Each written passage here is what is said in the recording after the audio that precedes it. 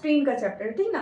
तो ट्रेन का चैप्टर अगर हम लोग बेसिक से बनाने चाहते हैं तो हम लोग का टाइम अधिक ले लेता है, तो इसको किस तरह से बनाएंगे तो चलिए देखते हैं। लिखा हुआ है a train running at a uniform speed passes a standing man in 6 second and a 180 metre long platform in 15 second, find of the train in kilometre per hour. ठीक, हम लोग को निकालना क्या है, हम लोग को स्पीड निकालना है। ठीक, स्पीड निकालना है। तो देखिए अगर वो एक मैन को क्रॉस करता है तो सबको पता होगा अगर कोई ट्रेन किसी मैन को या फिर पोल को क्रॉस करता है तो वो अपने ही लेंथ को क्रॉस करता है, ठीक है ना। लेकिन जब वो प्लेटफॉर्म क्रॉस किया तो उसका टाइमिंग अधिक हो गया। कितना अधिक हुआ, कितना अधिक हुआ, 9 अधिक हो गया। मतलब प्लेटफॉर्म को क्रॉस करने में उसका टाइम कितना लगा, 9 सेकेंड अधिक लगा।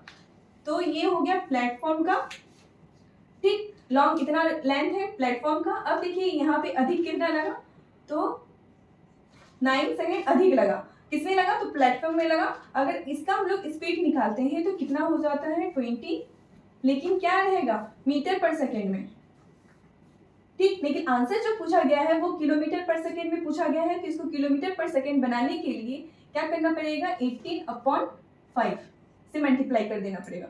अब देखिए ये और ये कट गया 4 टाइम्स में, तो यहाँ पे हो गया आपका 72 किलोमीटर पर आवर।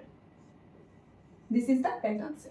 ठीक, इस तरह से आप आसानी से ट्रेन का चैप्टर बना सकते हैं। अगर आप कंपटीशन के एग्जाम का तैयारी कर रहे हैं तो इस वीडियो को ध्यान से देखिए, क्योंकि ये क्वेश्चन बहुत इंपॉर्टेंट है आपके कंपटीशन एग्जाम के लिए। तो चलिए देखते हैं। क्वेश्चन में कहा गया है, if A had worked alone he could have taken 63 hours to do the task. What is B's share if A and B together on a task finishing it in 36 hours and they get paid ₹5,950 for it?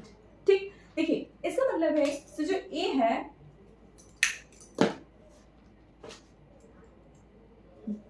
जो A work कर रहा है वो क्या है, 36 our में कोई भी काम है उसको क्या कर रहा है, वो कंप्लीट कर रहा है। कितना, 63। ठीक, कितना, 63 आवर्स में वो कोई भी काम को कंप्लीट कर रहा है। और उसी जगह में ए और बी टुगेदर दोनों साथ में मिलकर अगर काम कर रहा है तो उसको टाइमिंग कितना लग रहा है, 36 आवर लग रहा है। ठीक, तो हमसे पूछा गया है 20 का जो आवर है वो कितना लगेगा, 20 को कितना टाइम लगेगा। ठीक ना, तो देखिए ये दोनों का सबसे पहले एलसीएम ले लीजिए। ठीक ना, ये दोनों का एलसीएम ले लीजिए तो हम लोग का निकल जाएगा कितना, टोटल वर्क। तो इसको निकालने के लिए एलसीएम लीजिए इस तरह से, तो 9 के टेबल में ये 7 टाइम्स में और ये 4 टाइम्स में। ठीक, तो हम लोग इसकी जगह में इसको हम लोग मल्टीप्लाई करके नहीं लिखते हैं, डायरेक्ट लिखते हैं इस तरह से कुछ। ठीक ना, अब देखिए यहाँ पे ये कितना के टेबल में कट जाएगा, अगर ये अपॉन 63 इसको इस तरह से रखिए, काटना है तब हम लोग का इफिशियंसी निकल जाएगा 63। तो ये 7 टाइम्स में और ये कट गया तो बचा कितना, 4। तो इसकी जो इफिशियंसी है वो निकल गई कितनी, 4, और इसका जो इफिशियंसी है वो कितना निकल जाएगा, 7। ठीक, करके देखिएगा। अब देखिए ये तो हम लोग को ये पता चल गया इसका इफिशियंसी क्या है। ठीक है, अब हम लोग को क्या करना है, तो बी का निकालना है। तो हम लोग को पता है ए और बी जब मिल के काम कर रहा है तो उन लोग का जो इफिशियंसी वैल्यू दिया हुआ कितना दिया हुआ है, 7 दिया हुआ है। ठीक है, ए का मेरा पता है सो 4 है, ए का पता है सो 4 है, तो बी का हम लोग का रेशियो में नहीं निकलेगा से कितना होगा, 3 होगा, तभी नहीं यहाँ पे 7 आया। इससे इसको माइनस करेंगे तो बी का निकल गया, बी का शेयर निकल गया, से बी कितना शेयर कर रहा है। अब नेक्स्ट कितना हम लोग कर रहा है पेड, तो 5,950, यही 20 का शेयर कितना है, 3, और दोनों मिला के कितना कर रहा है, 7 वर्क कर रहा है इस तरह से। ठीक, अब देखिए ये और ये कट गया कितना टाइम्स में, 850 टाइम्स में। ठीक ना, तो इसको मल्टीप्लाई कीजिए, आ जाएगा आपका 2550। तो इसका जो बी का शेयर है वो कितना आ गया, 2,550 रुपीज। इस तरह से आप इस क्वेश्चन का सॉल्व आसानी से कर सकते हैं। प्रॉफिट एंड लॉस का इसको आप शॉर्टकट से कैसे बनाएंगे तो चलिए सीखते हैं। यहाँ पे देखिए क्वेश्चन लिखा हुआ है, the ratio of the CP of the selling price of N articles is 5:9। If the CP is increase by 20% and SP decrease by x%, then the profit of on the articles is 12.5%। Find the value of 2x। चलिए करते हैं question को। तो देखिए यहाँ पे ये जो दिया हुआ है रेशियो, ये किसका दिया हुआ है, सीपी का और एसपी का। सीपी का मतलब हो गया आपका कॉस्ट प्राइस, ठीक, कितना में आप सामान को खरीदे हैं, ठीक। तो यहाँ पे हम लोग इस तरह से लिखते हैं सीपी और एसपी, ठीक। सीपी का जो रेशियो दिया हुआ है वो 5 दिया हुआ है, लेकिन हम लोग इसको कैलकुलेशन को इजी बनाने के लिए इसको हम लोग क्या मान लेते हैं 500 है, 500x, ठीक। और ये हो गया आपका कितना सेलिंग प्राइस 900x।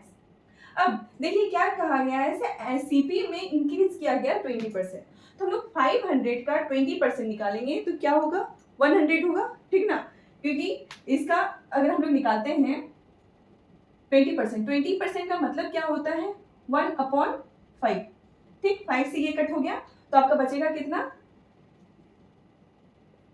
100 बचेगा, ठीक है, ये काट दिए तो 100 बचेगा, तो 100 इंक्रीज हुआ, ठीक। तो 500 में 100 ऐड हो जाएगा तो यहाँ पे हो जाएगा कितना 600x, ये इंक्रीज हुआ कितना 20% इंक्रीज हुआ, ठीक ना, प्लस 20% इंक्रीज हुआ। अब यहाँ पे बोल रहा है सर एसपी में डिक्रीज हुआ है x%, ठीक। एसपी में डिक्रीज हुआ है कितना x%, लेकिन कितना हुआ है ये हमको नहीं पता है, इसका वैल्यू निकालना है तभी हम लोग का 2x निकलेगा। लेकिन इतना बोल दिया है तो जो प्रॉफिट हो रहा है वो कितना हो रहा है 12.5%, मतलब सीपी में हम लोग प्रॉफिट जोड़ेंगे तो हम लोग कहाँ पहुंच जाएंगे एसपी पे पहुंच जाएंगे, ठीक। तो इसका 12.5% कितना होगा, तो 12.5% का मतलब क्या होता है 1/8, आपको बताया गया है, आपको सिखाया गया है। सो 12.5% का मतलब होता है 1/8, इस तरह से। तो 600 के साथ आप मल्टीप्लाई कीजिएगा, ये कट गया कितना टाइम्स में आपका 75 टाइम्स में, ठीक है ना, 75 टाइम्स में ये कट गया आपका, तो आपका क्या हो जाएगा यहाँ पे जो यहाँ पे बोल रहा है डिक्रीज किया 12.5% क्या हुआ है प्रॉफिट हुआ है, तो प्रॉफिट जोड़ के यहाँ पे लिख देंगे हम लोग 675x, तो ये क्या है हम लोग का सेलिंग प्राइस ही होगा। देखिए डायरेक्ट हम लोग नहीं निकाल सके, लेकिन इनडायरेक्ट से हम लोग इसका सेलिंग प्राइस निकाल लिए।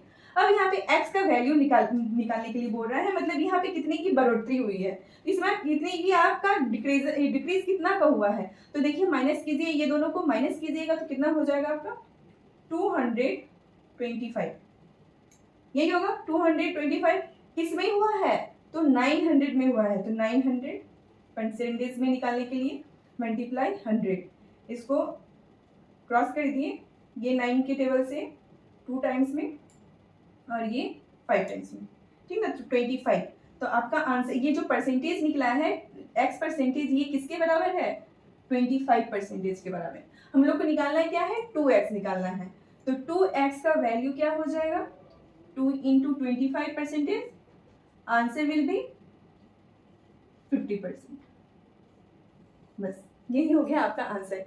तो इस तरह से आप प्रॉफिट एंड लॉस का क्वेश्चन कोई भी आसानी से बना सकते हैं। अगर वीडियो अच्छा लगा है तो लाइक कमेंट सब्सक्राइब।